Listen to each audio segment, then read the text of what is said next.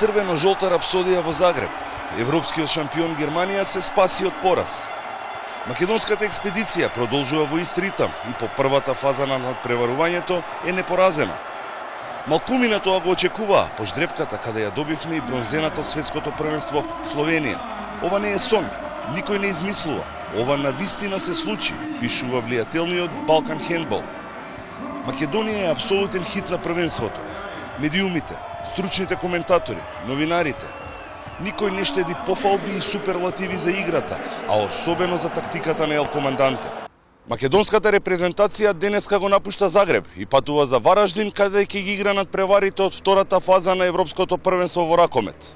Квалитет има, борбеноста се докажа. Доколку избраниците на Ел Команданте ги повторат добрите игри, тие ќе се вратат назад во Загреб, каде ќе се борат за место на подиумот.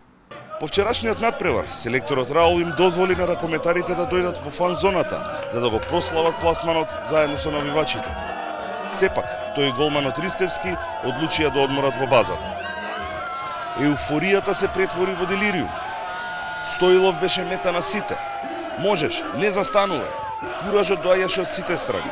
Капитенот Лазаров ги поздрави навивачите и им се заблагодари за поддршката, која не изостана ни ниту еден надпревар. Се надевам дека за 3-4 дена сите овие кои сте тука ќе се видиме истите во Вараждин и ќе се гледаме за вакви убави работи. Се надевам дека ќе продолжиме со оваа игра, со оваа борбеност. Играме супер, се надам дека така ќе продолжиме у Вараждин и сакам сите у Вараждин да дојдете. На ракометарите им требаа 15 на минути за да се оттргнат од прегратките на навивачите и да стигнат до брендираниот автобус кој ги врати назад во хотелот. Во Вараждин сликата ќе биде друга. Најавено е навивачко засилување, а 4-илјадната сала ќе се тресе од песната на македонската фаланга.